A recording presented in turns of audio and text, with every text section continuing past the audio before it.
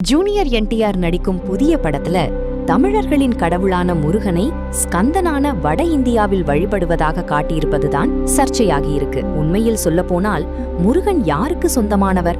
அவர் தமிழ் கடவுளா இல்ல வட இந்தியர்களின் கடவுளா என்ற கேள்விக்கு ஒரே ஒரு ஆதாரம் கிடைச்சிருக்கு. முருகன் தமிழ் கடவுளாக இருக்க புராணங்களும் இதிகாசங்களும் இருந்தாலும் முருகனை ஒரு சிலர் மன்னர் என்றும் அவர் மக்களுக்காக வாழ்ந்ததால கடவுளாக வணங்கப்படுவதாகவும் ஒரு சாரார் சொல்றாங்க. இங்கேயே முருகன் தமிழருக்கு சொந்தமா இல்ல வட இந்தியர்களுக்கு சொந்தமானு போட்டி இருக்கும் சூழல்ல முருகனை சீனர்கள் ஸ்கந்த போதி சத்வவாக வணங்கிட்டு வர்றாங்க. சீனா மட்டுமில்லாம இஸ்ரேல், ஆப்கானிஸ்தான், நார்வே வரை முருகனின் வழிபாடு பரவியிருக்கு. இதுக்கெல்லாம் மேலாக வாட்டிகனில் முருகன் இறந்ததுக்கு துக்கம் அனுசரித்த கதைகளும் உலா வருது.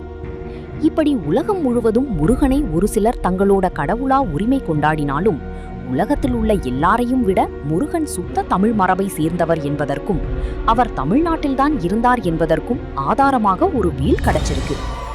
ஆதி தமிழன் முருகனையே முதற்கடவுளாக வழிபட்டான் என்பதற்கு ஆதாரமாக மாமல்லபுரத்தில் இருந்து சுமார் 5 கிலோமீட்டர் தொலைவில் கண்டெடுக்கப்பட்ட கோவில் கிமு 2ஆம் நூற்றாண்டை சேர்ந்ததாக தொல்லியல் ஆய்வில் சொல்லப்படுது. இந்த கோவிலில் முருகன் வழிபாடு இருந்ததற்கான கருங்கல்லான வீல் ஒன்றும் இருந்திருக்கு. இதுவரை உலகில் உள்ள முருகன் கோயில்களிலேயே இதுதான் மிகவும் பழமையான கோயிலும் கூட. முருகனின் ஆயுதம் வேல். அதுவே கோவிலில் இருப்பதுதான் முருகன் தமிழர்களுக்கே சொந்தம் என்பதற்கான ஆதாரம் என்று வரலாற்று ஆய்வாளர்கள் சொல்றாங்க. இத்தனை ஆண்டுகளாக இல்லாமல் திடீரென தெலுங்கில் ஜூனியர் என்டிஆர் படத்தில் முருகனை வட இந்திய கடவுளாக காட்டி சர்ச்சையாக்குவதற்கு பின்னால் இருக்கும் காரணம் என்ன என்பதை அடுத்த வீடியோவில் பார்ப்போம்.